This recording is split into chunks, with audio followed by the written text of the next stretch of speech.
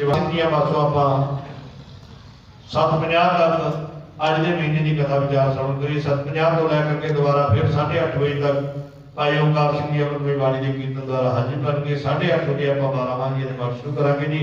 आओ बाणी पढ़िए तो सुनिए, लाहे प्राप्त करिए। वाहिगुरू जी का खालसा, वाहिगुरू जी की फतेह। साहिबा ने बख्शिश की माघ मज्जन संग साधुआं धूड़ी कर शनान हर का नाम ध्याए सुन सबना नो कर दान। ये पिछले महीने सानू गुरु अर्जन पातशाह ने उपदेश किया सी भी भाई इस महीने हर का नाम ध्याए सुन ते साध संगत दी धूड़ी विच भाव संगत विच बैठना। आप सारिया संगतां ने महीना पर संगतां ने हाज़री भरी है, पर अज महीना जिहड़ा है ना ये फल गुण दा फल गुण हुंदा है। गुण फल हुंदा फल मिलना। जिन्हां ने 11 महीनों की यात्रा की है, यह लास्ट महीना है, ये फल मिलता है। तो फल की है सारे महीने की शब्द की विचार च पता लगेगा। पर सतगुर ने जिन्हों ने कहा फिर लास्ट विच ये नहीं भी नित सलाही ये भी अज नहीं, अगला महीना फिर शुरू हो जाना। 1 साल की कमाई तो बाद फिर आनंद ते सज्जन प्रगट होंदा है। फल गुण आनंद उपार्जना हर सज्जन प्रगटे आए, अंदर प्रगट होंदा। पर किन्ना दा? जिन्हां ने हर दा नाम ध्याया। ते लास्ट विच जाके सतगुर कहंदे कारज उन्हां दा ही सफल होंदा है जिन्हां ने जिन जिन नाम ध्याया। इस करके ये जपना चाहिए, सदा इवें रंग बनना चाहिए। ये नहीं कि ऐसे महीने च सारे महीने लगातार एवें जुड़ो तो गुरु का जपदा जाप जपते रहो ताकि साढ़े अंदर वो आनंद ते परमेश्वर प्रगट हो जाए। और सारी संगत और रल मिल के गुरु का जस करिए जी। वाहिगुरु वाहिगुरु वाहिगुरु वाहिगुरु वाहिगुरु वाहिगुरु वाहिगुरु वाहिगुरु वाहिगुरु वाहिगुरु वाहिगुरु।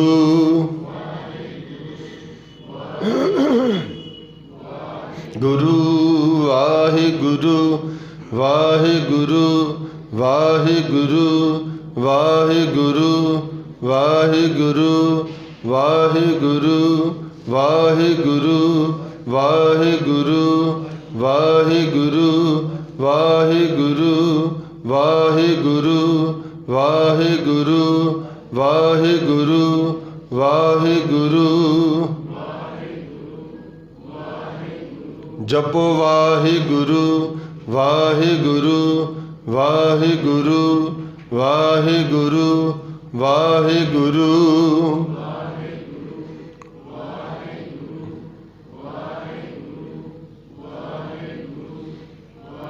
गुरु वाहिगुरु वाहिगुरु जपो वाहिगुरु वाहिगुरु वाहिगुरु वाहिगुरु वाहिगुरु वाहिगुरु वाहिगुरु वाहिगुरु वाहिगुरु वाहिगुरु वाहिगुरु वाहिगुरु वाहिगुरु।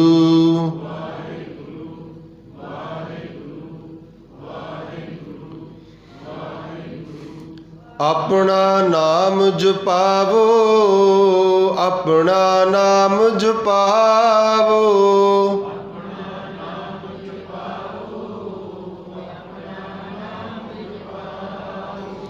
अपना नाम जपावो अपना नाम जपावो।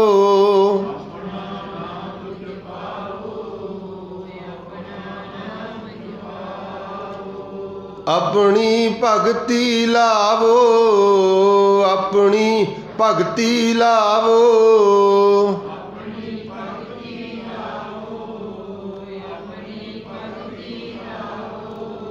तिनके काज सरे तिनके काज सरे। सारे जपो जिन जिन नाम त्याया जिन जिन नाम त्याया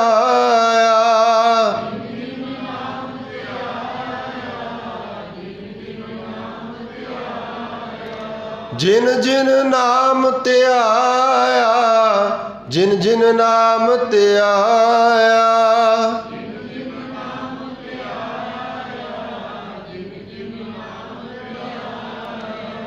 ਤਿਨ ਕੇ ਕਾਜ ਸਰੇ, ਤਿਨ ਕੇ ਕਾਜ ਸਰੇ, ਤਿਨ ਕੇ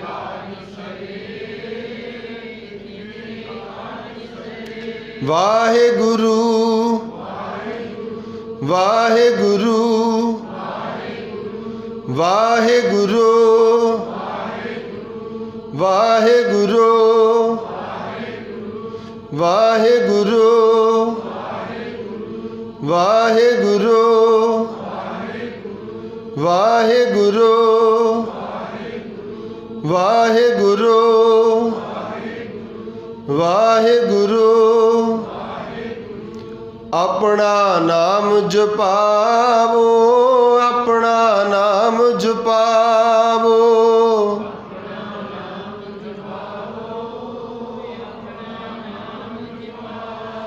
ਜੀ ਆਪਣੀ ਭਗਤੀ ਲਾਵੋ, ਆਪਣੀ ਭਗਤੀ ਲਾਵੋ, ਆਪਣੀ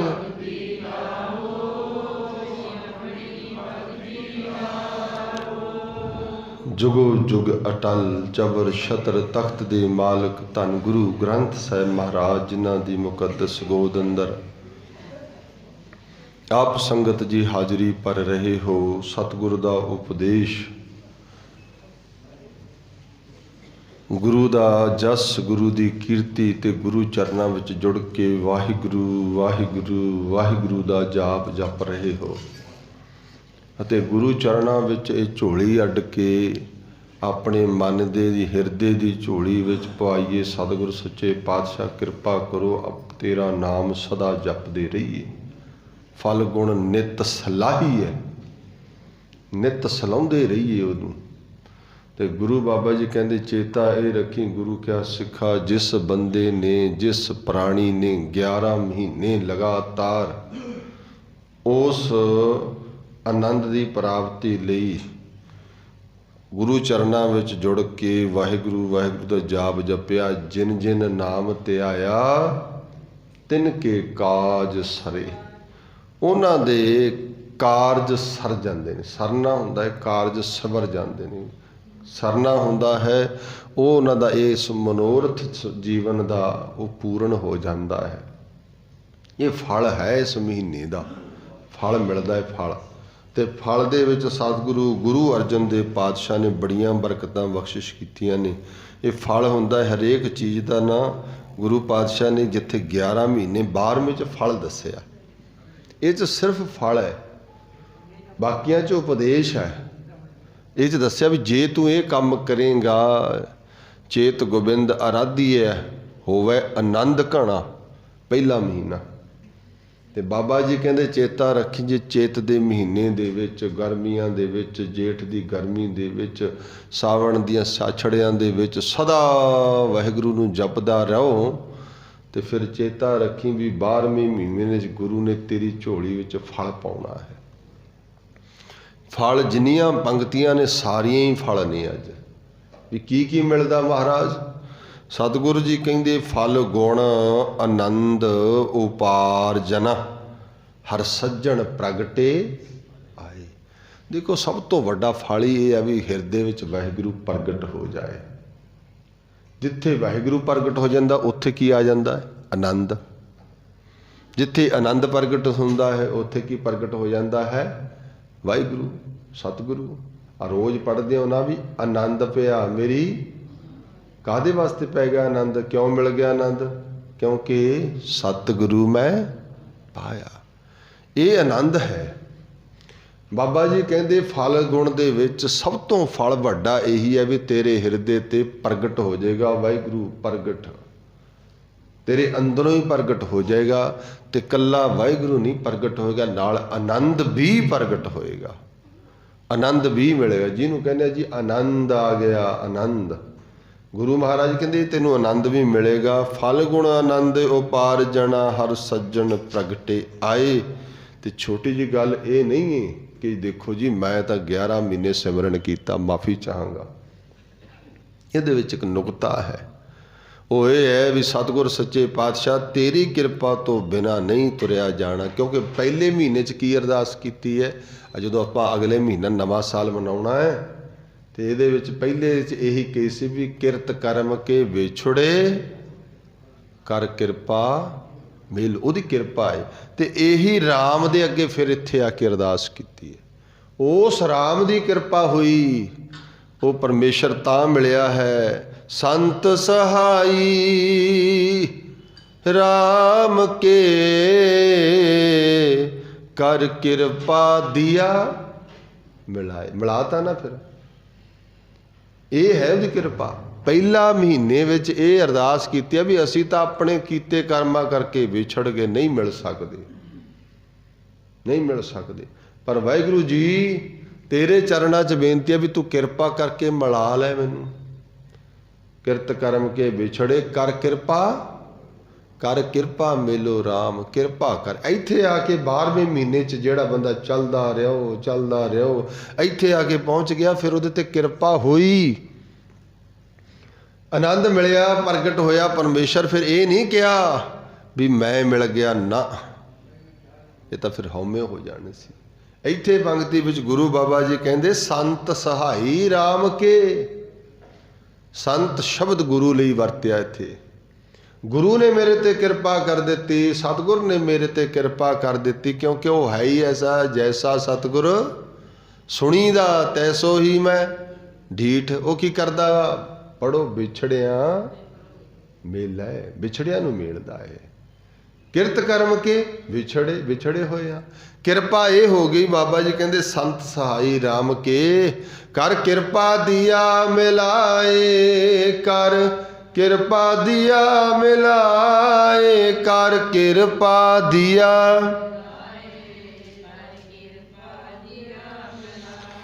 ਇਹਦਾ ਆਨੰਦ ਤਾਂ ਮਿਲਿਆ ਹੀ ਪਤਾ ਲੱਗੇ, ਇਹਦਾ ਆਨੰਦ ਤਾਂ ਮਿਲਿਆ ਹੀ ਪਤਾ ਲੱਗੇ। ਮੈਂ ਤੁਹਾਨੂੰ ਸ਼ਾਇਦ ਯਾਦ ਹੋਵੇ ਵੀ ਜਿੱਦੇ ਪਹਿਲਾ ਮਹੀਨਾ ਅਸੀਂ ਮਨਾਇਆ, ਮੈਂ ਕਿਹਾ ਸੀ ਵੀ ਅੱਜ ਤੋਂ ਹੀ ਤੁਰਿਆ ਜਾਣਾ, ਮਹੀਨੇ ਸਦਾ ਹੀ ਆਉਂਦੇ ਰਹਿਣੇ ਨੇ। 12 ਮਾਹ ਦੇ ਪਾਠ ਬੜੇ ਅਸੀਂ ਮਾਫ਼ੀ ਚਾਹਾਂਗੇ ਬੜੇ ਮਹੀਨਿਆਂ ਤੋਂ ਸੁਣਦੇ ਆ ਰਹੇ ਹਾਂ। ਇੱਕ ਸਾਲ ਜੇ ਕਿਤੇ ਬੰਦਾ ਕਦਮ ਦਰ ਕਦਮ ਗੁਰੂ ਦੇ ਕਹੇ ਅਨੁਸਾਰ ਕਮਾਉਣ ਲੱਗ ਜੇ ਗੁਰੂ ਦੀ ਕਿਰਪਾ ਹੋ ਗਈ ਤੇ 12ਵੇਂ ਮਹੀਨੇ ਵਿੱਚ ਆਨੰਦ ਆਏਗਾ, ਆਨੰਦ ਪ੍ਰਗਟ ਹੋਏਗਾ। ਗੁਰੂ ਬਾਬਾ ਜੀ ਕਹਿੰਦੇ ਇਹ ਕਿਰਪਾ ਹੋ ਗਈ ਉਹਦੀ ਤਾਂ ਮਿਲਾਇਆ ਹੈ, ਇਹ ਕਿਤੇ ਅੱਜ ਦੇ ਵਿਛੜੇ ਹੋਏ ਆ ਨਾ।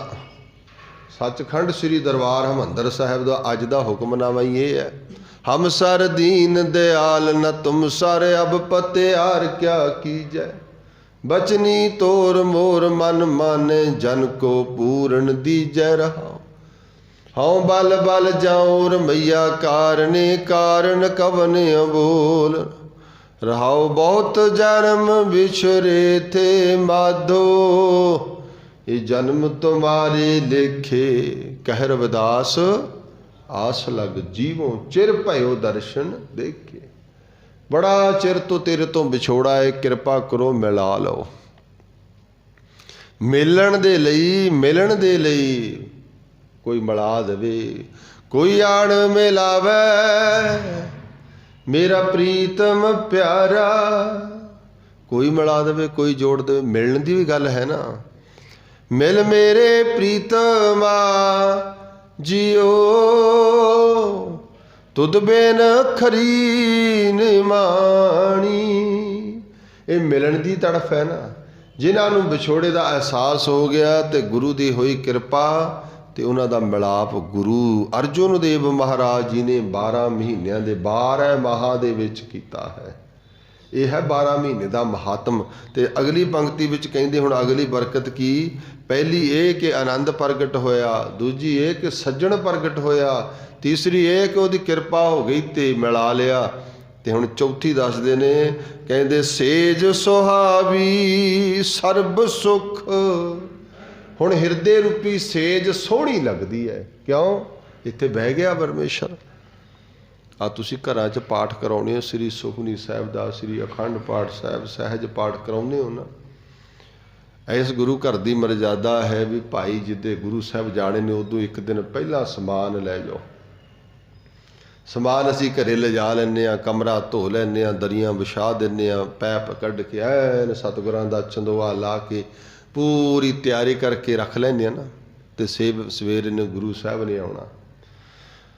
ਅਤੇ ਜਦੋਂ ਐਨ ਸਾਰੀ ਤਿਆਰੀ ਕਰਕੇ ਬੈਠੇ ਰਹੋ, ਜੇ ਗੁਰੂ ਗ੍ਰੰਥ ਸਾਹਿਬ ਮਹਾਰਾਜ ਆ ਕੇ ਪ੍ਰਕਾਸ਼ ਹੀ ਨਾ ਹੋਣ ਤੇ ਤੁਹਾਨੂੰ ਐਂ ਲੱਗੇਗਾ ਵੀ ਆਹ ਤਿਆਰੀ ਕੀਤੀ ਹੈ ਪਰ ਗੁਰੂ ਨਹੀਂ ਆਇਆ ਘਰੇ। ਲੱਗੇਗਾ ਕਿ ਨਹੀਂ ਵੀ ਤਿਆਰੀ ਤਾਂ ਕੀਤੀ ਹੈ, ਰਮਾਲੇ ਵੀ ਲੈ ਜਾਓ, ਸਭ ਕੁਛ ਲਾ ਦਿਓ, ਤਿਆਰੀ ਕਰ ਦਿਓ। ਇੱਥੇ ਸਤਿਗੁਰੂ ਦੇ ਦਰਬਾਰ ਦੇ ਵਿੱਚ ਸ਼ਾਮ ਦੇ ਵਕਤ ਸੁਖਾਸਨ ਹੁੰਦਾ ਹੈ। ਉਸ ਤੋਂ ਬਾਅਦ ਸਾਰੇ ਰਮਾਲਿਆਂ ਦੀ ਸੇਵਾ ਹੁੰਦੀ ਹੈ। ਰਮਾਲੇ ਲਾ ਕੇ ਤਿਆਰੀ ਕਰਕੇ ਰਾਤ ਨੂੰ ਰੱਖ ਦਿੰਦੇ ਨੇ। ਸਵੇਰੇ ਪ੍ਰਭਾਤ ਵੇਲੇ 3 ਵਜੇ ਸਤਿਗੁਰੂ ਪਾਤਸ਼ਾਹ ਗੁਰੂ ਗ੍ਰੰਥ ਸਾਹਿਬ ਮਹਾਰਾਜ ਸੱਚਖੰਡ ਤੋਂ ਪ੍ਰਕਾਸ਼ ਹੁੰਦੇ ਨੇ ਨਾ। ਅਤੇ ਜੇ ਪ੍ਰਕਾਸ਼ ਨਾ ਹੀ ਹੋਣ ਤਾਂ ਸਾਨੂੰ ਆ ਦਰਬਾਰ ਸੁਣਨਾ ਲੱਗੇਗਾ ਵੀ ਗੁਰੂ ਸਾਹਿਬ ਤਾਂ ਹੈ ਹੀ ਨਹੀਂ, ਅੱਜ ਆਏ। ਲੱਗੇਗਾ ਕਿ ਨਹੀਂ? ਫਿਰ ਇਹ ਸਜਾਇਆ ਹੋਇਆ ਸਾਡਾ ਸੋਹਣਾ ਵੀ ਨਹੀਂ ਲੱਗੇਗਾ। ਸੋਹਣਾ ਕਦੋਂ ਲੱਗਦਾ? ਜਦੋਂ ਸਜਾਏ ਹੋਇਆ ਜਿਹਦੇ ਲਈ ਸਜਾਇਆ ਉਹ ਆ ਕੇ ਬੈਠ ਜਾਂਦਾ ਹੈ, ਉਹ ਪ੍ਰਕਾਸ਼ ਹੋ ਜਾਂਦਾ ਹੈ। ਫਿਰ ਉਹਦੀ ਅਹਿਮੀਅਤ ਹੈ। ਆ ਹਿਰਦਾ ਰੂਪੀ ਸੇਜ ਸੁਹਾ ਲਈ ਸੋਹਣੀ ਲੱਗਦੀ ਹੈ। ਕਿਉਂ? ਕਿਉਂਕਿ ਇੱਥੇ ਸੱਜਣ ਬਹਿ ਗਿਆ। ਅੱਜ ਮੇਰਾ ਹਿਰਦਾ ਵੀ ਸੋਹਣਾ ਹੈ, ਸੇਜ ਸੁਹਾਵੀ, ਤੇ ਇੱਥੇ ਬਸ ਨਹੀਂ, ਸਰਬ ਸੁੱਖ, ਸਾਰੇ ਸੁੱਖ ਮਿਲ ਗਿਆ, ਸਾਰੇ ਸੁੱਖਾਂ ਦੀ ਬਰਕਤਾਂ। ਤੇ ਗੁਰੂ ਬਾਬਾ ਨੇ ਅਗਲੀ ਬਰਕਤ ਇਹ ਕੀਤੀ, ਹੁਣ ਦੁੱਖਾ ਨਹੀਂ ਜਾਏ। ਹੁਣ ਮੇਰੇ ਹਿਰਦੇ ਦੇ ਉੱਤੇ ਦੁੱਖ ਨਹੀਂ ਆ ਰਹੇ, ਹੁਣ ਮੇਰੇ ਹਿਰਦੇ ਦੇ ਉੱਤੇ ਦੁੱਖ ਪ੍ਰਗਟ ਨਹੀਂ ਹੋ ਰਿਹਾ, ਹੁਣ ਸੁੱਖ ਪ੍ਰਗਟ ਹੋ ਰਿਹਾ। ਕਿਉਂ? ਕਿਉਂਕਿ ਹਿਰਦੇ 'ਚ ਤਾਂ ਪਰਮੇਸ਼ਰ ਪ੍ਰਗਟ ਹੋ ਗਿਆ ਹੈ। ਅਤੇ ਜਿੱਥੇ ਵਾਹਿਗੁਰੂ ਪ੍ਰਗਟ ਹੋ ਜਾਏ ਉੱਥੇ ਦੁੱਖ ਆਉਣਗੇ ਨਹੀਂ ਨਾ। ਉਹ ਤਾਂ ਦੁੱਖਾਂ ਦਾ ਨਾਸ਼ ਕਰਨ ਵਾਲਾ ਹੀ ਆ ਗਿਆ, ਦੁੱਖਾਂ ਨੂੰ ਖਤਮ ਕਰਨ ਵਾਲਾ ਹੀ ਆ ਗਿਆ। ਦੁੱਖ ਭੰਜਨ ਤੇਰਾ ਨਾਮ ਜੀ। ਤਾਂ ਗੁਰੂ ਮਹਾਰਾਜ ਇਹ ਬਰਕਤ ਦਿੰਦੇ ਨੇ। ਅਗਲੀ ਬਰਕਤ ਗੁਰੂ ਪਾਤਸ਼ਾਹ ਜੀ ਕਹਿੰਦੇ, ਇੱਛ ਪੁਨੀ ਵੱਡ ਭਾਗਣੀ ਵਰ ਪਾਇਆ ਹਰ ਰਾਏ। ਅਗਲੀ ਫਿਰ ਇੱਕ ਭੇਟਾ ਦਿੰਦੇ ਨੇ। ਕੀ ਹੋਇਆ? ਕਹਿੰਦੇ ਇੱਛ ਪੁੰਨੀ। ਪੁੰਨੀ ਦਾ ਮਤਲਬ ਹੁੰਦਾ ਪੂਰੀ ਹੋ ਗਈ। ਇੱਛ ਮਤਲਬ ਇੱਛਾ। ਗੁਰੂ ਬਾਬਾ ਜੀ ਕਹਿੰਦੇ ਜਿਹੜੀ ਮੇਰੇ ਮਨ ਦੀ ਇੱਛਾ ਸੀ ਨਾ ਉਹ ਵੀ ਪੂਰੀ ਹੋ ਗਈ। ਇੱਛ ਪੁੰਨੀ, ਪੁੰਨੀ ਮਤਲਬ ਪੂਰੀ ਹੋ ਗਈ। ਵੱਡ ਭਾਗਣੀ ਕਿਉਂ ਲਿਖਿਆ ਹੈ? ਵੱਡ ਭਾਗਣੀ ਦਾ ਮਤਲਬ ਹੈ ਵੱਡੇ ਭਾਗਾਂ ਵਾਲੇ ਉਹ ਜੀਵ ਆਤਮਾ ਹੈ ਜਿਹਦੀ ਇਹ ਇੱਛਾ ਸੀ ਵੀ ਸੱਚੇ ਪਾਤਸ਼ਾਹ ਜੀ ਕਰ ਕਿਰਪਾ ਮੇਲੋ ਰਾਮ। ਇਹ ਇੱਛਾ ਹੈ ਸਾਡੀ। ਅਸੀਂ ਤਾਂ ਵਿਛੜੇ ਹੋਏ ਹਾਂ ਤੇਰੇ ਤੋਂ ਆਪਦੇ ਕੀਤੇ ਕਰਮਾਂ ਕਰਕੇ, ਪਰ ਤੇਰੇ ਚਰਨਾਂ 'ਚ ਇਹ ਬੇਨਤੀ ਹੈ ਵੀ ਮੇਰੀ ਇਹ ਇੱਛਾ ਹੈ ਵੀ ਤੂੰ ਮਿਲਾ ਲੈ। ਤੇ ਹੋ ਗਈ ਨਾ ਪੂਰੀ ਫਿਰ ਇੱਛਾ। ਜਦੋਂ ਮਿਲ ਗਿਆ ਉਹ ਇੱਛਾ ਪੂਰੀ ਹੋ ਗਈ। ਸਾਡੇ ਕੋਈ ਇੱਛਾ ਹੁੰਦੀ ਹੈ ਮਨ 'ਚ, ਇੱਛਾ ਜੀ ਆਹ ਕੰਮ ਹੋ ਜੇ, ਆਹ ਕੰਮ ਹੋ ਜੇ, ਕਾਰਜ ਮੇਰਾ ਬਣ ਜਾਏ। ਅਤੇ ਜੇ ਕਾਰਜ ਬਣ ਗਿਆ ਸਮਝੋ ਅਸੀਂ ਕਹਿੰਦੇ ਜੀ ਸਾਡੀ ਤਾਂ ਮਹਾਰਾਜ ਨੇ ਇੱਛਾ ਹੀ ਪੂਰੀ ਕਰ ਦਿੱਤੀ। ਇਹ ਇੱਛਾ ਪੂਰੀ ਹੋ ਗਈ। ਇੱਛ ਪੁੰਨੀ ਵੱਡ ਭਾਗਣੀ ਪਰ ਮੇਰੀ ਇੱਛਾ ਕੀ ਸੀ? ਵਰ ਪਾਇਆ ਹਰ ਰਾਏ। ਵਰ ਮਿਲਣਾ ਆਤਮਾ ਨੂੰ ਪਰਮਾਤਮਾ ਦਾ ਮਿਲਣਾ ਹੈ। ਇਹ ਵਰ ਮਿਲ ਗਿਆ। ਵਰ, ਇਹ ਵਰ ਉਹ ਵਰ ਨਹੀਂ ਜਿਹੜਾ ਸ਼ਰਾਪ 'ਤੇ ਵਰ ਹੁੰਦਾ ਨਾ, ਇਹ ਵਰ ਪਤੀ ਪਰਮੇਸ਼ਰ ਹੈ। ਸਤਿਗੁਰੂ ਜੀ ਕਹਿੰਦੇ ਇਹ ਵਰ ਮਿਲ ਗਿਆ ਮੈਨੂੰ, ਵਰ ਪਾਇਆ ਹਰ ਰਾਏ। ਹਰ ਰਾਏ ਕੌਣ ਹੈ? ਹਰੀ ਰਾਏ ਮਹਾਰਾਜ, ਉਹ ਅਕਾਲ ਪੁਰਖ ਵਾਹਿਗੁਰੂ ਹਰ ਰਾਏ, ਉਹ ਮੈਨੂੰ ਰਾਇਆ ਪਰਮੇਸ਼ਰ ਵਾਹਿਗੁਰੂ, ਉਹ ਮੈਨੂੰ ਵਰ ਮਿਲ ਗਿਆ। ਹੁਣ ਉਹ ਮੇਰਾ ਪਤੀ ਨਿਰੰਕਾਰ, ਉਹ ਮੈਨੂੰ ਮਿਲ ਗਿਆ। ਫਿਰ ਇਹ ਵੀ ਬਰਕਤ ਹੋ ਗਈ। ਅੱਗੇ ਫਿਰ ਕੀ ਹੋਇਆ? ਮਿਲ ਸਈਆਂ ਮੰਗਲ ਗਾਵਹੀ। ਹੁਣ ਮਿਲ ਕੇ ਸਈਆਂ ਮੰਗਲ ਗਾਉਂਦੇ। ਇਹ ਸਈਆਂ ਦੇ ਅਰਥ ਨਾ ਵਿਦਵਾਨਾਂ ਨੇ ਬੜੇ ਰੂਪ 'ਚ ਕੀਤੇ ਨੇ। ਸਈਆਂ ਇੱਥੇ ਐਵੇਂ ਨਹੀਂ ਵੀ ਸਾਰੀ ਸੰਗਤ। ਹੁਣ ਮਿਲਿਆ ਤਾਂ ਹਿਰਦੇ ਵਿੱਚ ਹੈ, ਵਾਹਿਗੁਰੂ ਅੰਦਰ ਮਿਲਿਆ ਨਾ, ਆਨੰਦ ਅੰਦਰ ਪ੍ਰਗਟ ਹੋਇਆ ਨਾ, ਇੱਛਾ ਅੰਦਰਲੀ ਪੂਰੀ ਹੋਈ ਹੈ। ਤੇ ਫਿਰ ਸਈਆਂ ਕਿੱਥੇ ਨੇ? ਇਹ ਸਈਆਂ ਕੀ ਨੇ? ਇਹ ਮੇਰੀਆਂ ਗਿਆਨ ਇੰਦਰੀਆਂ, ਕਰਮ ਇੰਦਰੀਆਂ। ਹੁਣ ਮੇਰੀਆਂ ਅੱਖਾਂ ਵੀ ਉਹਦਾ ਜਸ ਕਰਦੀਆਂ ਨੇ, ਕੰਨ ਵੀ ਉਹਦਾ ਜਸ ਕਰਦੇ ਨੇ। ਇਹ ਕਰਮ ਇੰਦਰੀ, ਗਿਆਨ ਇੰਦਰੀ ਸਾਰੇ ਸਈਆਂ ਨੇ। ਇਹ ਮਿਲ ਕੇ ਹੁਣ ਗਾਉਂਦੀਆਂ ਨੇ ਗੀਤ। ਆ ਗਾਉਂਦੇ ਨੇ ਤੁਸੀਂ, ਆਨੰਦ ਪਿਆ ਮੇਰੀ ਮਾਏ ਸਤਿਗੁਰੂ ਮੈਂ, ਸਤਿਗੁਰ ਤਾਂ ਪਾਇਆ ਸਹਿ ਸੇਤੀ। ਅੱਗੇ ਮਨ ਵੱਜੀਆਂ ਵਧਾਈਆਂ। ਕਿੱਥੇ ਮਨ 'ਚ ਵਧਾਈਆਂ ਵੱਜੀਆਂ? ਰਾਗ ਰਤਨ ਪਰਿਵਾਰ ਪਰੀਆਂ। ਇੱਥੇ ਪਰੀਆਂ ਲਿਖਿਆ, ਇੱਥੇ ਸਈਆਂ ਲਿਖਿਆ, ਗੱਲ ਇੱਕੋ ਹੀ ਆ। ਪਰਿਵਾਰ ਪ੍ਰੀਆਂ ਸ਼ਬਦ ਗਾਵਣ ਆਈਆਂ। ਤੇ ਆਹ ਸ਼ਬਦ ਅੰਦਰ ਵਾਜੇ ਵੱਜਦੇ ਨੇ, ਅੰਦਰ ਆਨੰਦ ਪ੍ਰਗਟ ਹੋ ਜਾਂਦਾ ਹੈ। ਫਿਰ ਕੱਲਾ ਕੱਲਾ ਇੰਦਰਾ ਕਰਮ ਇੰਦਰਾ ਮੇਰਾ ਇੰਦਰੀਆਂ ਤੇਰਾ ਜਸ ਕਰਦੀਆਂ ਨੇ, ਇਹ ਵੀ ਤੇਰੀ ਬਰਕਤ ਹੈ। ਨਹੀਂ ਤਾਂ ਪੜ੍ਹਿਆਂ ਵੀ ਪੜ੍ਹਦੀਆਂ ਨਹੀਂ ਅੱਖਾਂ, ਸੁਣਾਇਆ ਵੀ ਕੰਨ ਸੁਣਦੇ ਨਹੀਂ, ਜ਼ਬਾਨ ਜਪਾਇਆ ਵੀ ਜਪਦੀ ਨਹੀਂ। ਪਰ ਜਦੋਂ ਸੱਜਣ ਪ੍ਰਗਟ ਹੋ ਗਿਆ ਫਿਰ ਰੋਮ ਰੋਮ ਹਰ ਧਿਆਵੇ, ਗੁਰਮੁਖ ਰੋਮ ਰੋਮ ਹਰ ਧਿਆਵੇ। ਗੁਰਮੁਖ ਦਾ ਤਾਂ ਫਿਰ ਰੋਮ ਰੋਮ ਧਿਆਉਂਦਾ ਹੈ ਇਸ ਅਵਸਥਾ 'ਚ ਆ ਕੇ, ਐਵੇਂ ਨਹੀਂ। ਜਦੋਂ ਸੱਜਣ ਪ੍ਰਗਟ ਹੋ ਜਾਂਦਾ ਫਿਰ ਰੋਮ ਰੋਮ 'ਚੋਂ ਦੀ ਆਵਾਜ਼ ਆਉਂਦੀ ਹੈ, ਰੋਮ ਰੋਮ ਹਰ ਧਿਆਵੇ ਗੁਰਮੁਖ, ਰੋਮ ਰੋਮ ਹਰ ਧਿਆਵੇ, ਰੋਮ ਰੋਮ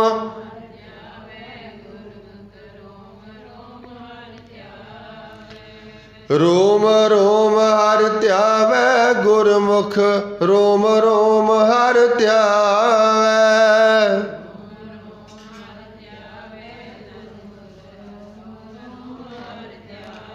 ਗੁਰਮੁਖ ਦਾ ਰੋਮ ਰੋਮ ਹਰ ਧਿਆਉਂਦਾ ਹੈ, ਹਰੀ ਨੂੰ ਧਿਆਉਂਦਾ ਹੈ।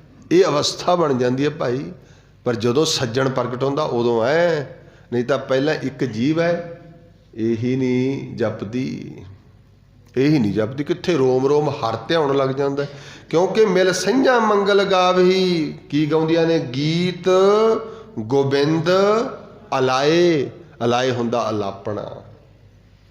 ਉਸ ਗੋਬਿੰਦ ਦੇ ਗੀਤ ਗਾਉਂਦੀਆਂ ਨੇ।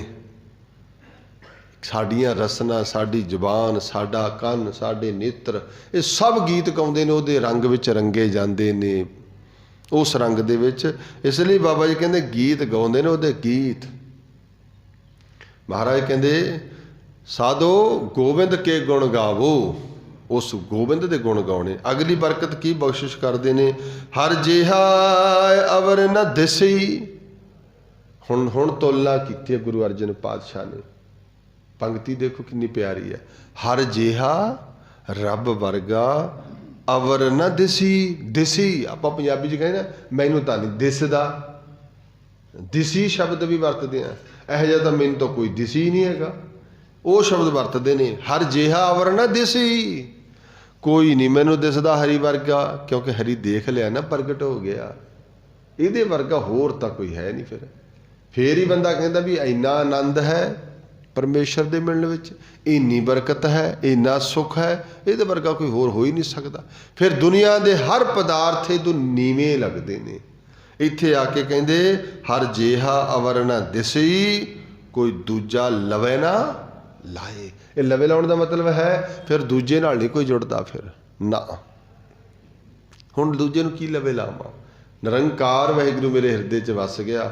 ਹੁਣ ਦੂਜੇ ਦੀ ਤਾਂ ਨੇੜੇ ਲਵੇ, ਲਵੇ ਲਾਉਣਾ ਕੀ ਹੁੰਦਾ? ਨੇੜੇ ਲਾਉਣਾ। ਇੱਕ ਤਾਂ ਲੱਗ ਨੇੜੇ ਹੋਣਾ, ਇੱਕ ਲਵੇ ਲਾਉਣਾ। ਕਹਿੰਦੇ ਨੇੜੇ ਵੀ ਨਹੀਂ ਲਾਉਂਦੇ। ਇੰਨੀ ਜ਼ਿਆਦਾ ਬਰਕਤ ਹੋ ਜਾਂਦੀ ਹੈ ਕਿ ਉਹ ਪਦਾਰਥਾਂ ਦਾ ਮੋਹ, ਕਾਮ, ਵਿਸ਼ੇ ਵਿਕਾਰ ਸਭ ਤੇ ਅੱਗੇ ਜਾਂਦੇ ਨੇ। ਅਗਲੀ ਪੰਕਤੀ ਵਿੱਚ ਬਾਬਾ ਜੀ ਹੋਰ ਬਰਕਤ ਕਰਦੇ ਨੇ। ਇਹ ਫਲ ਮਿਲ ਰਿਹਾ ਭਾਈ, ਇਸ ਮਹੀਨੇ ਦਾ ਫਲ ਹੈ। ਆਹ ਬਰਕਤਾਂ ਮਿਲਦੀਆਂ ਨੇ। ਇਹ 'ਚ ਕੋਈ ਉਪਦੇਸ਼ ਨਹੀਂ, ਫਲ ਦੇ ਰਹੇ ਨੇ ਸਾਰਾ। ਦੇਖੋ ਆਹ ਮਿਲੇਗਾ, ਫਿਰ ਆਹ ਮਿਲੇਗਾ। ਹੁਣ ਕਹਿੰਦੇ ਕੋਈ ਦੂਜਾ ਲਵੇ ਨਾ ਲੈ ਕੇ ਕਹਿੰਦੇ ਹਲਤ ਪਲਤ ਸਵਾਰਿਓਨ। ਹੁਣ ਕੀ ਕੀਤਾ? ਜਿਸ ਵਾਹਿਗੁਰੂ ਜਿਹੜਾ ਪ੍ਰਗਟ ਹੋ ਗਿਆ ਨੇ, ਉਹਨੇ ਹਲਤ ਅਤੇ ਪਲਤ ਦੋਨੇ ਕੀ ਕਰ ਦਿੱਤੇ? ਸਵਾਰਿਓਨ, ਸਵਾਰ ਤੇ। ਜਿਹਦਾ ਹਲਤ ਵਿਗੜਿਆ ਹੋਵੇ, ਜਿਹਦੇ ਸੱਜਣ ਪ੍ਰਗਟ ਹੋ ਗਿਆ, ਉਹ ਸਿਵਰ ਜਾਂਦਾ ਹੈ। ਜਿਹਦਾ ਪਲਤ ਵਿਗੜਿਆ ਹੋਵੇ, ਜਿਹਦੇ ਸੱਜਣ ਪ੍ਰਗਟ ਹੁੰਦਾ ਹੈ, ਉਹ ਵੀ ਸਵਾਰਦਾ। ਅਸੀਂ ਪੜ੍ਹਦੇ ਹਾਂ ਸਵਾਰ ਦਾ ਬਹੁਤ ਕੁਝ ਆ। ਉਹ ਜਿਸ ਹਿਰਦੇ ਵਿੱਚ ਉਹ ਬਹਿ ਜਾਂਦਾ ਆ ਕੇ ਨਾ, ਜਿਸ ਹਿਰਦੇ 'ਚ, ਉੱਥੇ ਸਵਾਰਦਾ। ਆ ਪੜ੍ਹਦੇ ਹੋ ਤੁਸੀਂ? ਥਿਰ ਘਰ ਬੈਸੋ, ਥਿਰ ਸਥਿਰ, ਘਰ ਹਿਰਦਾ ਘਰ, ਬੈਸੋ ਕੌਣ? ਥਿਰ ਘਰ ਬੈਸੋ ਹਰ ਜਨ ਪਿਆਰੇ। ਜਿੱਥੇ ਮੇਰਾ ਹਰੀ ਦਾ ਪਰਮੇਸ਼ਰ ਪਿਆਰਾ ਵਾਹਿਗੁਰੂ ਆ ਕੇ ਹਰੀ ਜਨ ਬੈਠ ਗਿਆ ਨਾ, ਤੇ ਉੱਥੇ ਕੀ ਹੁੰਦਾ ਹੈ? ਮਹਾਰਾਜ ਕਹਿੰਦੇ ਸਤਿਗੁਰ ਤੁਮਰੇ ਕਾਹ ਸਵਾਰ ਦਿੰਦਾ। ਰੋਜ਼ ਪੜ੍ਹਦੇ ਹੋ ਰੱਖੇ ਰੱਖਣ ਹਾਰ ਆਪ ਉਭਾਰਿਆਨ, ਆਹ ਬਰਕਤ ਗੁਰ ਕੀ ਪੈਰੀ ਪਾਏ। ਕਾਜ ਸਵਾਰਦਾ ਨਹੀਂ ਕਾਜ, ਕੀਤਾ ਲੋੜੀਏ ਕੰਮ ਸੋ ਹਰ ਪੈ ਆਖੀਏ। ਅੱਗੇ ਕਾਰਜ ਦੇ ਸਵਾਰ, ਉਹ ਕਾਰਜ ਸਵਾਰਦਾ ਹੈ। पर किदा गोपाल तेरा यारता जो जन तुमरी आ काम करना बहु। फिर अगली पंक्ति का अर्थ समझ पैना। जो जन तुमरी भगत करन ते जिन जिन नाम ते आया हर का नाम ते आए सुन। ये है जिन्हों ने जो जन तुमरी भगत करन ते तिनके काज सवारता तिनके काज सवारता।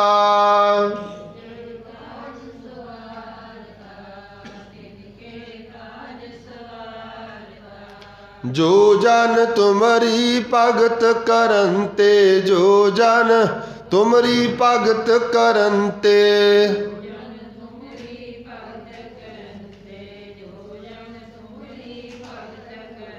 भगत धन्ना साहिब जी कहते वाहिगुरु तेरी शब्द तेरी ते ध्यान दो। जो जन जेड़ा भी जन तेरी भगती करता है फिर तू की करदा तिनके काज वो आप सवारदा है।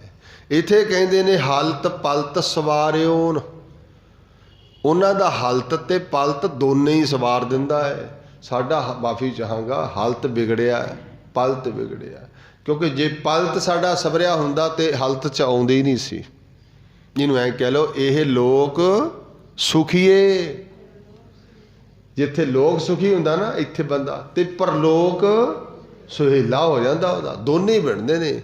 आगे सुख मेरे बीता पाछे आनंद प्रभ कीता इहा ऊहा तुहारो धोरा दोनों ही थां ते दोवे थाव रखे गुर सूरे दोनों ही थां ते। ये है जो सिमरदा फिर सारे ही सवार दिंदा है जिदे सज्जन प्रगट हो जाता है। हलत पलत सवारिओन। अगे कहते एक ये भी है जिमें ना ये पंक्ति फिर समझ आएगी।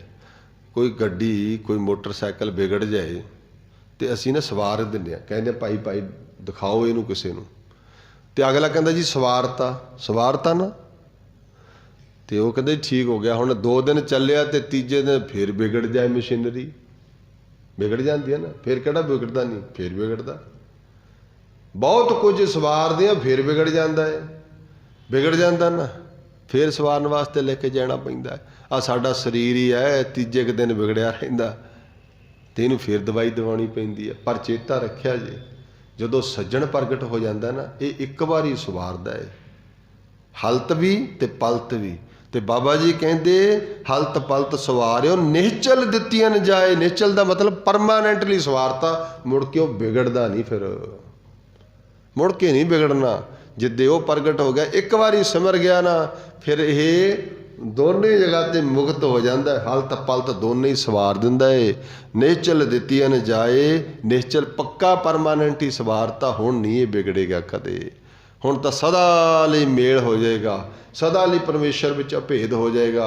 मुड़ के उहदा ये आवागमन मुक जाएगा जिन्हां दी ये बरकत है।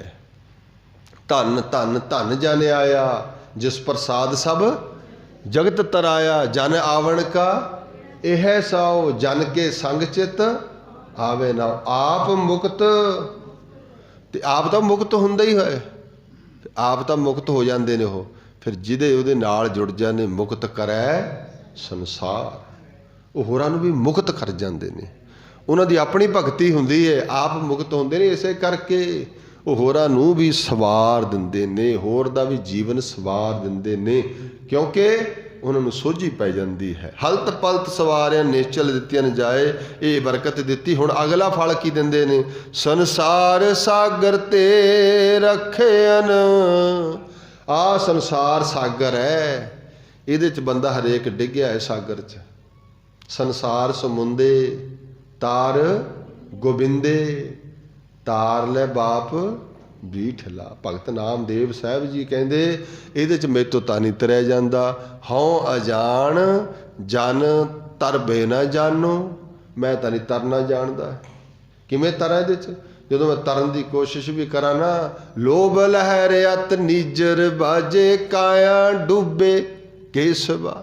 जे मैं तरदा भी हाँ तां भी डुब जाना है। तू कृपा कर मैनू इस संसार तो तार लै ਤਾਰਨ ਦੀ ਅਰਦਾਸ ਹੈ। ਤੇ ਬਾਬਾ ਜੀ ਕਹਿੰਦੇ ਇਹ ਸੰਸਾਰ ਸਾਗਰ ਤੇ ਰੱਖਿਅਨ। ਫਿਰ ਉਹ ਰੱਬ ਜੀ ਜਿਹੜੇ ਅੰਦਰ ਪ੍ਰਗਟ ਹੋ ਗਿਆ ਨਾ ਸੱਜਣ, ਫਿਰ ਉਹਨੂੰ ਸੰਸਾਰ 'ਚ ਡੁੱਬਣ ਨਹੀਂ ਦਿੰਦਾ। ਫਿਰ ਉਹ ਇੱਥੇ ਜਿਹੜੇ ਕਹਿੰਦੇ ਡੁੱਬ ਜਾਂਦਾ ਬੰਦਾ, ਉਹ ਡੁੱਬਦਾ ਨਹੀਂ, ਫਿਰ ਡੁੱਬਣ ਦਿੰਦਾ ਹੀ ਨਹੀਂ। ਕਿਉਂਕਿ ਡੰਡੌਤ ਬੰਦਨਾ ਅਨਕਬਾਰ ਸਰਬ ਕਲਾ ਡੋਲਣ ਤੇ ਰੱਖੋ ਪ੍ਰਭੂ ਨਾਨਕ ਦੇ ਕਰ। ਫਿਰ ਡੋਲਣ ਨਹੀਂ ਦਿੰਦਾ, ਉਹਨੂੰ ਡੁੱਬਣ ਨਹੀਂ ਦਿੰਦਾ ਹੈ। ਇੱਥੇ ਆ ਕੇ ਡੁੱਬਦਿਆਂ ਨੂੰ ਉਤਾਰਦਾ ਹੈ। ਜਿਹੜਾ ਚੰਗਾ ਚੰਗਾ ਡੁੱਬਣ ਵਾਲਾ ਹੁੰਦਾ ਨਾ, ਉਹਨੂੰ ਵੀ ਉਤਾਰ ਦਿੰਦਾ ਗਾ ਜਿੱਦੇ ਪ੍ਰਗਟ ਹੋ ਜਾਂਦਾ ਹੈ। ਇਹ ਲਿਖਿਆ ਉੱਥੇ ਕਿ ਜੇਤਾ ਸਮੁੰਦ ਸਾਗਰ ਨੀਰ ਭਰਿਆ ਤੇਤੇ ਔਗਣ ਹਮਾਰੇ ਦਇਆ ਕਰੋ ਕਿਛ ਮਿਹਰੋ ਪਾਵੋ। ਡੁੱਬਦੇ ਤਾਰ ਦਿੱਤੇ ਨਾ। ਜਿੱਡਾ ਮਰਜੀ ਪਾਪੀ ਹੋਵੇ ਤੇ ਫਿਰ ਤਾਰਨ ਵਾਲਾ ਬਾਬਾ ਨਾਨਕ ਕੌਡੇ ਰਾਖਸ਼ ਨੂੰ ਇੱਕ ਰਾਤ 'ਚ ਹੀ ਤਾਰ ਦਿੰਦਾ ਹੈ। ਤਾਰਿਆ ਨਾ ਪੱਥਰਾਂ ਵਰਗੇ ਜਿਹੜੇ ਹਿਰਦੇ ਨੇ, ਜਿਹੜਾ ਵੱਢ ਕੇ ਬੰਦੇ ਹੀ ਖਾਂਦਾ ਹੋਵੇ ਤੇ ਤੁਸੀਂ ਦੇਖੋ ਉਹਨੂੰ ਕਿੰਨਾ ਔਖਾ ਹੋਏਗਾ। ਪਰ ਬਾਬਾ ਨਾਨਕ ਇੱਕ ਦਿਨ ਹੀ ਮਿਲਿਆ ਕੌਡੇ ਰਾਖਸ਼ ਨੂੰ, ਪੱਥਰ ਵਰਗਾ ਹਿਰਦਾ ਉਦੋਂ ਹੀ ਤਾਰ ਦਿੱਤਾ। ਭੂਮੀਏ ਵਰਗਿਆਂ ਨੂੰ, ਬਲੀ ਕੰਧਾਰੀ ਵਰਗਿਆਂ ਨੂੰ, ਜਿਹੜੇ ਪੱਥਰ ਵਰਗੇ ਸੀ ਤੇ ਪੱਥਰ ਬਣਾ ਸੁੱਟਦੇ ਸੀ ਗੁਰੂ ਦੇ ਉੱਤੇ, ਪਰ ਇਹ ਗੁਰੂ ਨੇ ਤਾਰ ਦਿੱਤੇ ਇਸ ਸੰਸਾਰ ਸਗਣ 'ਚ। ਫਿਰ ਡੁੱਬਣ ਨਹੀਂ ਦਿੱਤੇ। ਗੁਰੂ ਨਾਨਕ ਜਿਨ ਸੁਣਿਆ ਪੇਖਿਆ ਸੇ ਫਿਰ ਗਰਭਾਸ ਨਾ ਭਰਿਆ ਰੇ। ਇਹ ਤਾਰ ਦਿੰਦਾ ਹੈ ਗੁਰੂ ਸਾਹਿਬ। ਬਾਬਾ ਜੀ ਕਹਿੰਦੇ ਸੰਸਾਰ ਸਾਗਰ ਤੇ ਰੱਖਿਆ ਨਾ, ਫਿਰ ਬਹੁੜ ਨਾ ਜਨਮੈ। ਬਹੁੜ ਨਾ ਜਨਮੈ ਇਹਦਾ ਮਤਲਬ ਫਿਰ ਨਹੀਂ ਜੰਮਦਾ ਇੱਥੇ ਆ ਕੇ। ਸੰਸਾਰ 'ਚੋਂ ਤਾਂ ਜਨਮ ਹੀ ਨਹੀਂ ਹੁੰਦਾ। ਧਾਏ ਦਾ ਮਤਲਬ ਦੁਬਾਰਾ ਮੁੜ ਕੇ, ਧਾ ਕੇ ਭੱਜ ਕੇ। ਹੁਣ ਤਾਂ ਐਵੇਂ ਆ, ਇੱਕ ਜਨਮ ਮਿਲਿਆ, ਦੂਜੇ 'ਚ ਮੁੱਕੇ ਨਹੀਂ ਤੇ ਅਗਲੇ 'ਚ ਫਿਰ ਪੈ ਗਏ। ਭਰਮੇ ਜਨਮ ਅਨੇਕ ਭਵਜਲ ਤੇ ਕਾਢੋ ਪ੍ਰਭੂ ਨਾਨਕ ਤੇਰੀ ਟੇਕ। ਇਹ ਭਰਮ ਦੇ ਵਿੱਚ ਪਏ ਹੋਏ ਆ, ਗੇੜਾ ਬਣਿਆ ਹੋਇਆ। ਪਰ ਜਦੋਂ ਸੱਜਣ ਪ੍ਰਗਟ ਹੋ ਗਿਆ 12ਵੇਂ ਮਹੀਨੇ 'ਚ, ਫਿਰ ਬਾਬਾ ਜੀ ਕਹਿੰਦੇ ਸੰਸਾਰ ਸਾਗਰ ਤੋਂ ਬਾਹਰ ਕੱਢ ਲੈਂਦੇ ਨੇ। ਸਾਗਰ 'ਚੋਂ ਹੀ ਬਾਹਰ ਕੱਢ ਲੈਂਦੇ ਨੇ। ਹੁਣ ਜਿਹੜਾ ਸੰਸਾਰ ਸਾਗਰ 'ਚੋਂ ਹੀ ਬਾਹਰ ਆ ਗਿਆ, ਉਹ ਤਾਂ ਬਾਹਰ ਹੋ ਗਿਆ, ਉਹ ਤਾਂ ਬਾਹਰ ਨਿਕਲ ਗਿਆ। ਇਹਦੇ ਵਿੱਚੋਂ ਵੀ ਸਤਿਗੁਰੂ ਕੱਢਦੇ ਨੇ। ਫਿਰ ਕਹਿੰਦੇ ਬਹੁੜ ਨਾ ਜਨਮੇ ਧਾਏ। ਫਿਰ ਇਹ ਵੀ ਗੱਲ ਹੈ ਵੀ ਮੁੜ ਕੇ ਜਨਮ ਨਹੀਂ ਲੈਂਦਾ। ਇਹ ਵੀ ਫਲ ਹੈ ਇਸ ਮਹੀਨੇ ਦਾ। ਅਗਲੀ ਪੰਕਤੀ ਵਿੱਚ ਕਹਿੰਦੇ ਜੇਵਾ ਏਕ ਅਨੇਕ ਗੁਣ ਤਰੇ ਨਾਨਕ ਚਰਣੀ ਪਾਏ। ਸਾਹਿਬ ਬਾਬਾ ਜੀ ਕਹਿੰਦੇ ਜੇਬਾ ਮੇਰੀ ਇੱਕ ਹੈ ਤੇ ਰੱਬ ਜੀ ਤੇਰੇ ਗੁਣ ਬਹੁਤ ਨੇ। ਇੰਨੀਆਂ ਬਰਕਤਾਂ ਦੱਸ ਕੇ ਵੀ ਇਹ ਗੱਲ ਕਹਿੰਦੇ ਨੇ ਗੁਰੂ ਅਰਜੁਨ ਦੇਵ ਸਾਹਿਬ ਜੀ ਵੀ ਇਹ ਇੰਨੀਆਂ ਤੇਰੀਆਂ ਬਰਕਤਾਂ ਨੇ, ਮੇਰੀ ਤਾਂ ਜੀਭ ਹੀ ਇੱਕ ਹੈ। ਜੇਬਾ ਏਕ ਕਵਣ ਗੁਣ ਕਹੀਏ ਬੇਸ਼ੁਮਾਰ ਬੇਅੰਤ ਸੁਆਮੀ ਤੇਰੋ ਅੰਤ ਨਾ ਕਿਨਹੀ। ਤੇਰਾ ਅੰਤ ਕੋਈ ਲੈ ਸਕਦਾ? ਇੰਨੀਆਂ ਬਰਕਤਾਂ ਤੂੰ ਦੇ ਦਿੰਦਾ ਹੈ ਸੱਚੇ ਪਾਤਸ਼ਾਹ। ਵਾ ਸਾਡੀ ਤਾਂ ਜੀਭ ਹੀ ਇੱਕ ਹੈ। ਜੇਬਾ ਏਕ ਕਵਣ ਗੁਣ ਕਹੀਐ। ਜੇਬਾ ਏਕ ਕਵਣ ਗੁਣ ਕਹੀਐ। ਜੇਬਾ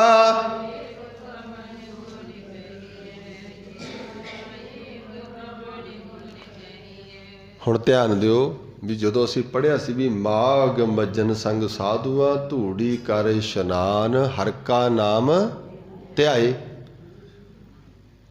ਹਰ ਕਾ ਨਾਮ ਧਿਆਏ। ਜਦੋਂ ਪਤਾ ਲੱਗਿਆ ਵੀ ਏਡੀ ਬਰਕਤ ਮਿਲਣੀ ਸੀ, ਇੰਨਾ ਫਲ ਮਿਲਣਾ ਸੀ, ਤੇ ਫਿਰ ਕਿਉਂ ਨਾ ਵੱਧ ਜਪਿਆ। ਫਿਰ ਬੰਦਾ ਕਹਿੰਦਾ ਨਾ ਵੀ ਜੇ ਇੱਕੋ ਹੀ ਜੀਭ ਹੈ, ਜੇ ਵੱਧ ਹੁੰਦੀ ਮੈਂ ਵੱਧ ਜਪ ਲੈਂਦਾ। ਫਿਰ ਕਹਿੰਦਾ ਹੁਣ ਇੱਕ ਵੀ ਨਹੀਂ ਜਪਦੀ। ਗੁਰੂ ਮਹਾਰਾਜ ਕਹਿੰਦੇ ਇੱਕ ਜੀਭ ਮੇਰੇ ਤੋਂ ਇੱਕ ਦੋ ਜੀਭੋਂ ਲੱਖ ਹੋਵੇ। ਲੱਖ ਹੋਵੇ ਲੱਖ ਲੱਖ 20 ਲੱਖ ਲੱਖ ਗੇੜਾ ਆਖੀਐ ਏਕ ਨਾਮ ਜਗਦੀਸ਼। ਇੱਕ ਨਾਮ ਜਗਦੀਸ਼ ਦਾ ਹੋਵੇ, ਬਾਕੀ ਭਾਵੇਂ ਮੇਰੀ ਲੱਖਾਂ ਇੱਕ ਦੀਆਂ ਦੋ ਦੀਆਂ ਲੱਖ 20 ਲੱਖ ਬਣ ਜਾਣ, ਫਿਰ 20 ਲੱਖ ਦੇ ਗੇੜੇ ਬਣ ਜਾਣ, ਪਰ ਤੇਰਾ ਨਾਮ ਤਾਂ ਇੱਕੋ ਹੀ ਹੈ ਸਤਿਗੁਰੂ। ਤੇ ਕਿਤੇ ਤੂੰ ਵੱਧ ਜੀਭਾਂ ਦੇ ਦਿੰਦਾ ਤੇ ਮੈਂ ਵੱਧ ਵੀ ਜਪਣਾ ਸੀ। ਇਹ ਉਦੋਂ ਪਤਾ ਲੱਗਦਾ ਹੈ ਵੀ ਨਾਮ ਜਪੇ ਦਾ ਕਿੰਨਾ ਕੁ ਫਲ ਹੈ। ਵੀ ਇੰਨਾ ਫਲ ਮਿਲਣਾ ਸੀ ਤੇ ਮੈਨੂੰ ਪਤਾ ਹੁੰਦਾ ਵੱਧ ਲਿਆਉਂਦਾ। ਇਸੇ ਤਰ੍ਹਾਂ ਹੀ ਹੁੰਦਾ ਨਾ, ਪੈਸੇ ਹੀ ਘਟ ਗਏ। ਆ 26 ਜਨਵਰੀ ਨੂੰ ਲੱਗਦੀ ਹੈ ਨਾ ਸੇਲ, ਜੇ ਬਾਜ਼ਾਰ 'ਚ ਸਮਾਨ ਇਕੱਠਾ ਕਰ ਲੈਂਦੇ ਨੇ, ਫਿਰ ਕਹਿੰਦੇ ਪੈਸੇ ਹੀ ਘਟ ਗਏ, ਨਹੀਂ ਤਾਂ ਹੋਰ ਲੈ ਲੈਣੇ ਸੀ। 2 ਟੱਪ ਹੁੰਦੇ ਨੇ, 2 ਚੱਕੇ ਹੁੰਦੇ ਨੇ ਹੱਥਾਂ 'ਚ, ਵੀ ਸਸਤੇ ਸੀ ਲੈ ਲੈਣੇ ਸੀ। ਉਦੋਂ ਨਹੀਂ ਪਤਾ ਲੱਗਦਾ।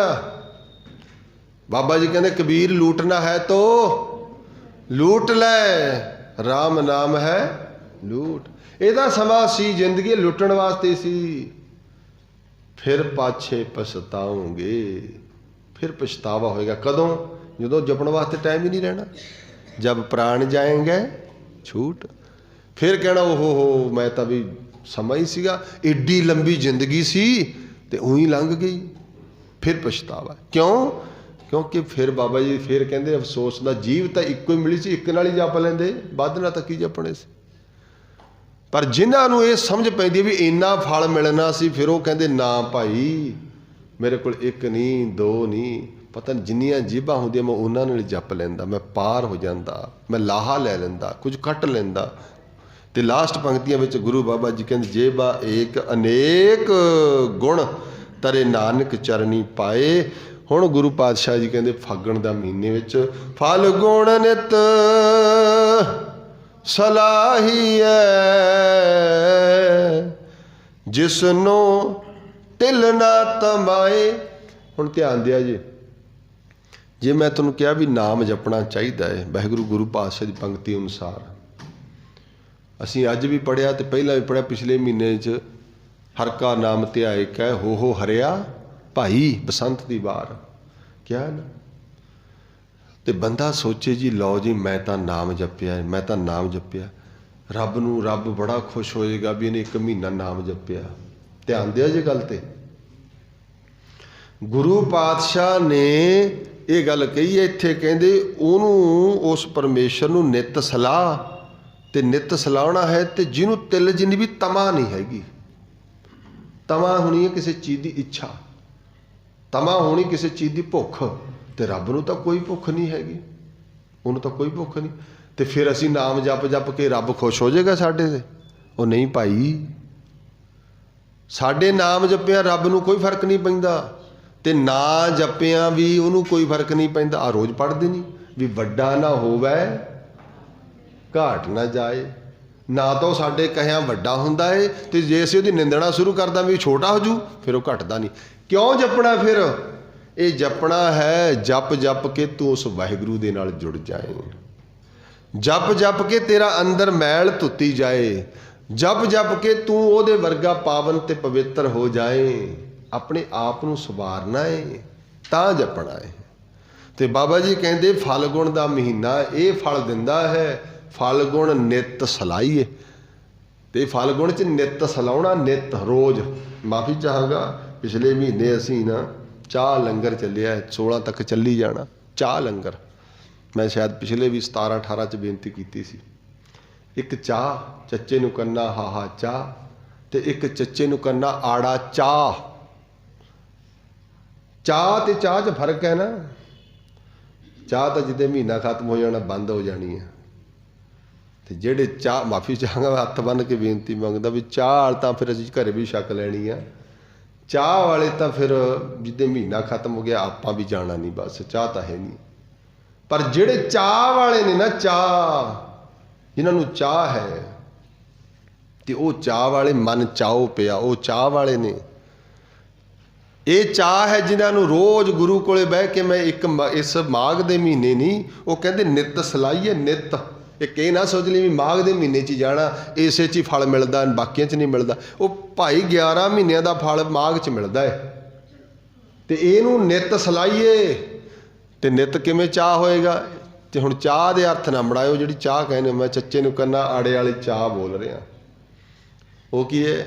ਗੁਣ ਗਾਵਾ ਨਿਤ ਤੇਰੇ, ਗੁਣ ਗਾਵਾ ਨਿਤ ਤੇਰੇ,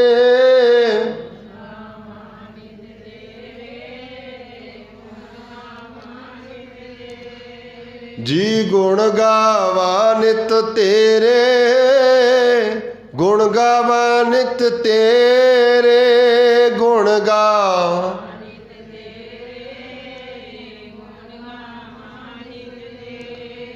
ਬਾਬਾ ਜੀ ਕਹਿੰਦੇ ਨਿਤ ਇਹ ਤੇਰੇ ਅੰਦਰ ਹੋਵੇ।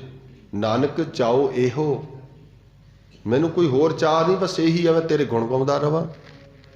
ਇਹ ਚਾਹ ਹੈ, ਤੇ ਜਿਨ੍ਹਾਂ ਨੂੰ ਤਾਂ ਇਹ ਚਾਹ ਹੋਏਗਾ ਨਾ, ਫਿਰ ਉਹਨਾਂ ਵਾਸਤੇ ਮਾਘ ਵੀ ਹੋਵੇ ਤੇ ਭਾਵੇਂ ਫੱਗਣ ਹੋਵੇ ਤੇ ਭਾਵੇਂ ਚੇਤ ਹੋਵੇ, ਉਹ ਕਹਿੰਦੇ ਨਾ, ਸਾਡੀ ਸਵੇਰ ਤਾਂ ਗੁਰੂ ਦੇ ਦਰਬਾਰ ਵਿੱਚ ਬੈਠਿਆਂ ਹੀ ਗੁਜ਼ਰਨੀ ਚਾਹੀਦੀ ਹੈ। ਇਹ ਕਹਿੰਦੇ ਨੇ ਆਸ ਮਹੀਨੇ 'ਚ, ਆਹ ਮਹੀਨੇ ਦੇ ਵਿੱਚ ਬਾਕੀ ਫਲ ਦਿੱਤੇ ਨੇ, ਸਿਰਫ ਉਪਦੇਸ਼ ਇੰਨਾ ਕੀਤਾ ਗੁਰੂ ਪਾਤਸ਼ਾਹ ਨੇ, ਫਲ ਗੁਣ ਨਿਤ ਸਲਾਹੀਏ। ਭਾਈ ਉਹ ਵਾਹਿਗੁਰੂ ਜਿਹੜਾ ਫਲ ਬਖਸ਼ਿਸ਼ ਕਰਨ ਵਾਲਾ ਨਾ, ਉਹਨੂੰ ਨਿਤ ਸਲਾਹ, ਉਹਨੂੰ ਨਿਤ ਜਪ। ਇਹ ਨਹੀਂ ਵੀ ਕਿਸੇ ਖਾਸ ਮਹੀਨੇ ਵਿੱਚ ਹੀ ਨਾ, ਜਾਂ ਫਿਰ ਖਾਸ ਹੀ ਦਿਨ 'ਤੇ ਨਾ, ਵੀ ਸੰਗਰਾਂਦ ਆਏਗੀ ਤੇ ਠੀਕ ਹੈ ਹਾਜ਼ਰੀ ਲਵਾਤੀ, ਫਿਰ ਅਗਲੀ ਸੰਗਰਾਂਦ 'ਤੇ ਫਿਰ ਆਵਾਂਗੇ ਬਾਬਾ ਜੀ ਤੇਰੇ ਦਰ 'ਤੇ। ਮਾਫੀ ਚਾਹਾਂਗਾ, ਗੁਰੂ ਅਰਜਨ ਦੇਵ ਮਹਾਰਾਜ ਕਹਿੰਦੇ ਨਿਤ ਸਲਾਹੋ, ਨਿਤ ਨਿਤ ਨਿਤ ਜਪੀਏ ਸਾਸ ਗਰਾਸ ਨੌ ਪਰਬ ਦਗਾਰ ਦਾ। ਨਿਤ ਨਿਤ ਨਿਤ ਜਪੀਏ, ਉਹਨੂੰ ਨਿਤ ਨਿਤ ਨਿਤ ਜਪਣਾ ਹੈ। ਤੇ ਕਹਿੰਦੇ ਫਲ ਗੁਣ ਨਿਤ ਸਲਾਹੀਏ, ਜਿਸ ਨੂੰ ਤਿਲ ਨਾ ਤਮਾਏ, ਉਹਨੂੰ ਤਿਲ ਜਿੰਨੀ ਵੀ ਤਮਾ ਨਹੀਂ ਹੈ। ਇੰਨੇ ਫਲ ਬਖਸ਼ਿਸ਼ ਕੀਤੇ ਨੇ ਆ 12ਵੇਂ ਮਹੀਨੇ 'ਚ। ਤੇ ਚੇਤਾ ਰੱਖਿਆ ਜੇ, ਜਿਨ੍ਹਾਂ ਤੇ ਗੁਰੂ ਨਾਨਕ ਦੀ ਕਿਰਪਾ ਹੋਗੀ, ਧੰਨ ਗੁਰੂ ਅਰਜਨ ਦੇਵ ਦੀ ਕਿਰਪਾ ਹੋਗੀ, ਹੁਣ ਅਗਲਾ ਮਹੀਨਾ ਨਵਾਂ ਸਾਲ ਚੜ੍ਹਨਾ, ਅਗਲੇ ਮਹੀਨੇ, ਹਜੇ ਤਾਂ 1 ਮਹੀਨਾ ਫਲਦਾ ਹੀ ਹੈ। ਤੇ ਜਿਹੜਾ ਅਗਲਾ ਮਹੀਨਾ ਚੜ੍ਹਨਾ ਨਵਾਂ ਸਾਲ, ਪਿਛਲੇ ਅਸੀਂ ਜਨਵਰੀ ਤੇ ਬਥੇਰਾ ਰੌਲਾ ਪੈਂਦਾ ਹੈ, ਨਵੇਂ ਸਾਲ ਦੀਆਂ ਵਧਾਈਆਂ, ਨਵੇਂ ਸਾਲ ਦੀਆਂ ਵਧਾਈਆਂ। ਮੇਰੇ ਖਿਆਲ ਸਭ ਨੂੰ ਭੁੱਲ ਗਿਆ, ਕਿੱਧਰ ਗਿਆ ਨਵਾਂ ਸਾਲ, ਹੋ ਗਿਆ ਪੁਰਾਣਾ। ਨਵਾਂ ਕੀ ਹੈ? ਨਵਾਂ ਤਾਂ ਮੇਰਾ ਵਾਹਿਗੁਰੂ ਹੈ, ਨਿਤ ਸਾਹਿਬ ਮੇਰਾ ਤਾਂ ਨੀਤ ਨਵਾਂ ਹੈ। ਤੇ ਜਿਹੜਾ ਫਿਰ ਚੇਤ ਤੋਂ ਸ਼ੁਰੂ ਹੋਣੀ ਹੈ ਯਾਤਰਾ, ਤੇ ਇਹ ਯਾਤਰਾ ਇੱਥੋਂ ਸ਼ੁਰੂ ਹੋਣੀ ਹੈ ਵੀ ਸੱਚੇ ਪਾਤਸ਼ਾਹ ਕਿਰਤ ਕਰਮ ਕੇ ਵਿਛੜੇ ਆ। ਤੇ ਅਗਲਾ ਜਿਹੜਾ ਆਏਗਾ ਨਾ ਆਹ ਫਲਗੁਣ ਦਾ, ਨਾਲੇ ਫਲ ਮਿਲ ਜਾਏਗਾ ਤੇ ਨਾਲੇ ਉਸ ਵਾਹਿਗੁਰੂ ਦੀ ਨੇੜਤਾ ਹੋ ਜਾਏਗੀ। ਉਹ ਜਿਹੜਾ ਵਿਛੋੜਾ ਹੈ, ਉਹ ਵਿਛੜੇ ਮਿਲ ਜਾਂਦੇ ਨੇ। ਉਹ ਐਸਾ ਮੇਰਾ ਸਤਿਗੁਰੂ ਹੈ ਹੀ ਹੈ, ਇਹ ਜਾਏ ਜੈਸਾ ਸਤਿਗੁਰ ਸੁਣੀਂਦਾ, ਜੈਸਾ ਸਤਿਗੁਰ ਸੁਣੀਂਦਾ,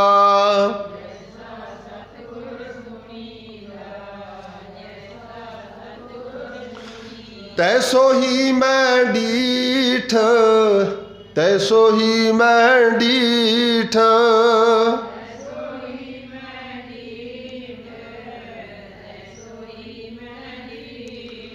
ਵਿਛੜਿਆ ਮੇਲੇ ਪ੍ਰਭੂ, ਵਿਛੜਿਆ ਮੇਲੇ ਪ੍ਰਭੂ,